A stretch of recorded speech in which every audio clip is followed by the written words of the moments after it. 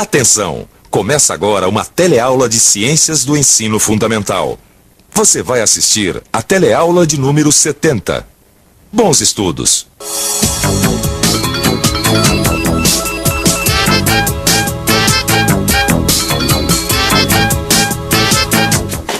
E o Linneu, hein, Alberto? Que coisa mais chata. Paciência, vai fazer o quê? A vida aqui sem ele não vai ser a mesma, viu? Maria, para com isso. Parece até que um homem vai morrer.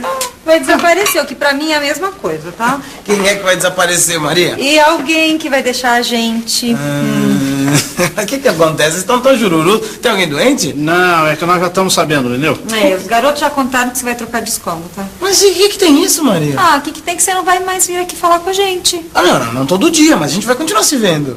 E pra que a gente vai perguntar as coisas? Pra vocês mesmos. Olha, a ciência ela é uma ferramenta, um instrumento para ser usado, para raciocinar, para pensar. Fazendo uma comparação, a gente pode dizer que a ciência não é um peixe. A ciência é a vara de pescar e ela tem que ser usada. Nessa última teleaula do curso de Ciências, a gente vai discutir uma importante questão. O que é mais importante? Conhecer o produto ou dominar o método para entender esse produto? Nós vamos ver que por trás das descobertas científicas estão os experimentos. E vamos relembrar também que a ciência está sempre produzindo conhecimentos que se modificam.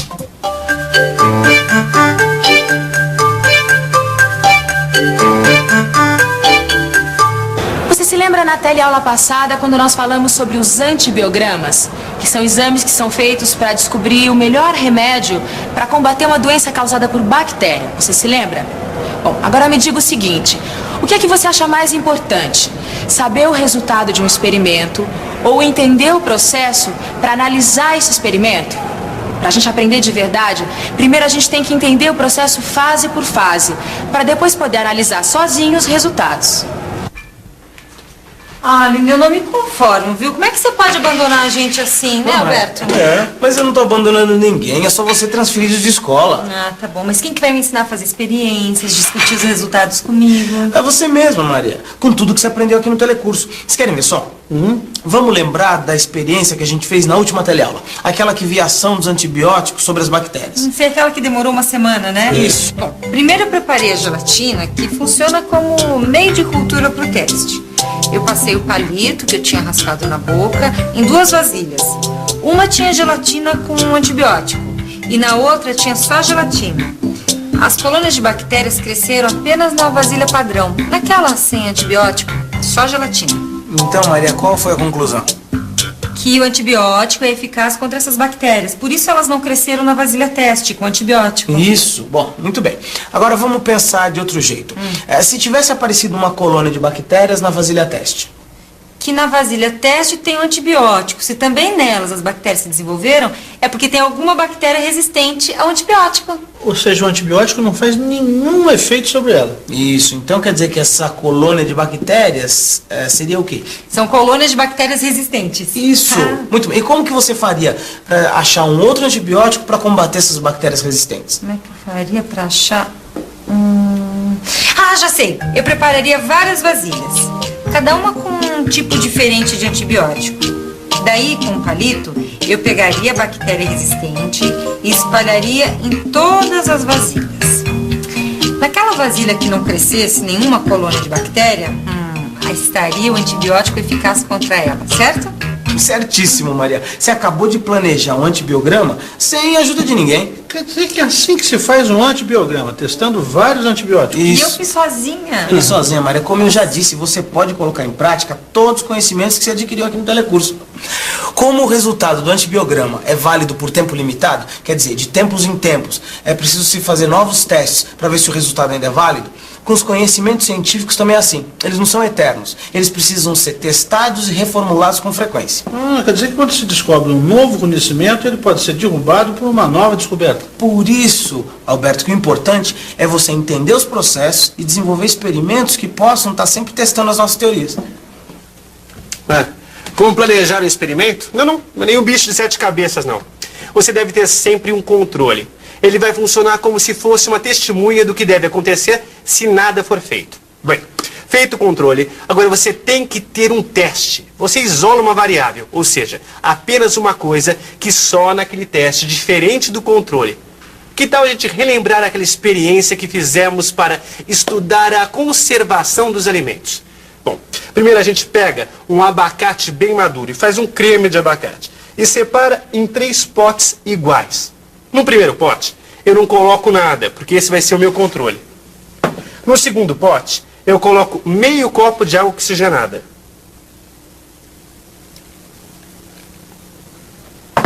No terceiro pote, eu coloco meio copo de vitamina C. Sabe dessas vitaminas C efervescentes que a gente compra na farmácia? Então, depois eu misturo bem.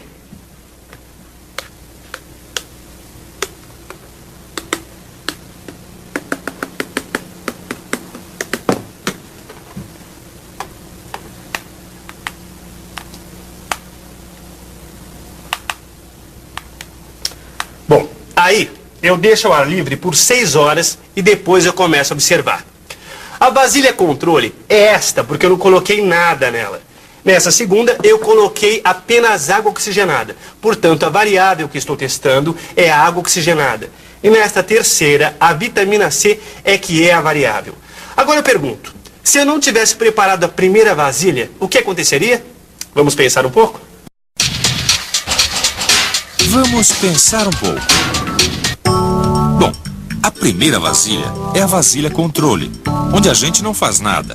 É a nossa testemunha. Se a gente deixa de preparar o controle, a gente vai se atrapalhar na hora de tentar entender os resultados. Vai ficar difícil saber se o que aconteceu na segunda vasilha foi por causa da água oxigenada ou foi influência de outro fator.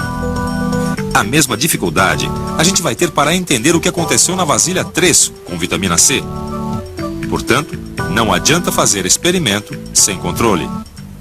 Então lembra bem, Maria, sem um controle não dá para você comprovar a sua hipótese. Sim. E já aconteceu de uma hipótese de um cientista ser derrubada porque o controle não foi feito direito? Lógico, não. A falta de controle é um dos maiores problemas que tem nos experimentos. Às vezes os cientistas percebem que o resultado que eles tiveram nos experimentos foi por causa de outros fatores que não a variável testada. Como assim? O controle pode não ser 100% garantido? É que as coisas não são tão simples assim, né, Alberto? Às vezes, no experimento, as variáveis elas não estão bem isoladas. Quer dizer, elas não são a única coisa a variar num teste. Daí, são montados novos experimentos ou para testar novas variáveis ou para introduzir novos controles. E assim o homem aumenta seus conhecimentos, né? E muitas vezes, os conhecimentos novos vêm derrubando tudo que você achava certo, tudo que você achava garantido. E é assim que o conhecimento científico progride.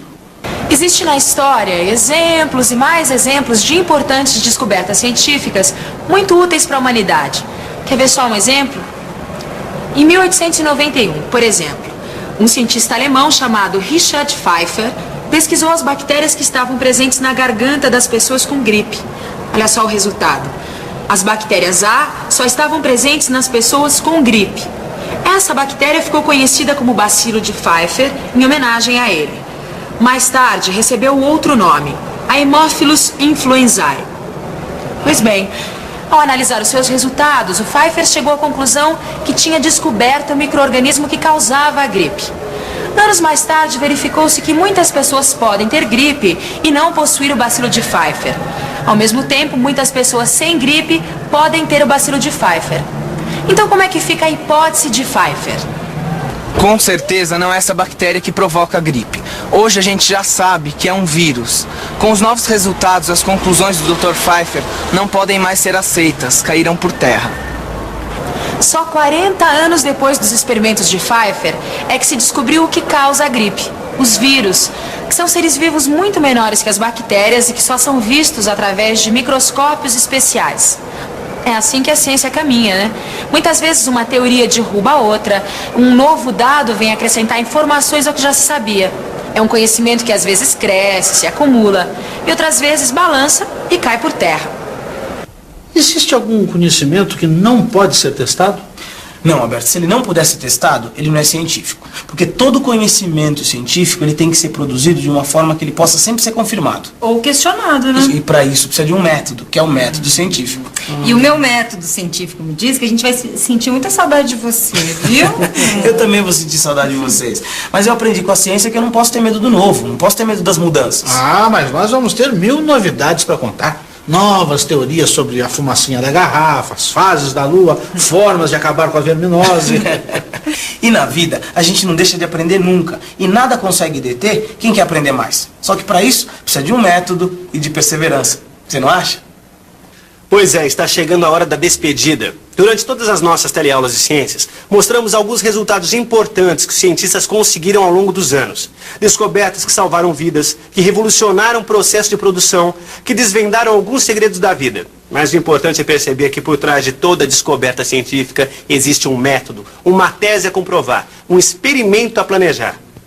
É o método científico que você também pode aproveitar e utilizar no seu cotidiano. Garanto que vai ajudar você a resolver muitos problemas. Bem, agora é com você. E atenção, se liga aí, que é hora da revisão. Durante todo o curso de ciências, mas principalmente nessa nossa teleaula de despedida, nós vimos que conhecimento científico é aquele que pode ser colocado à prova. Os experimentos procuram isolar variáveis e estudar os resultados independentemente. Os resultados devem ser comparados ao padrão. Vimos também que a ciência produz conhecimentos que se modificam e que novos experimentos podem confirmar ou refutar os conhecimentos aceitos até aquele momento. Aprendemos ainda que o mais importante é entender o método científico utilizado nos experimentos e saber aplicá-lo até no nosso dia a dia. Termina aqui o curso de ciências. Mas não fique triste não, porque você também vai poder elaborar suas hipóteses, testar, duvidar, experimentar, isolar variáveis, mas não se esqueça de dar uma boa revisada geral em tudo, hein? Porque como vimos, a gente nunca para de aprender. E como a gente viu também, quando a vontade de aprender é grande, ninguém consegue segurar a gente. Tchau! Tchau e bons estudos! Até mais!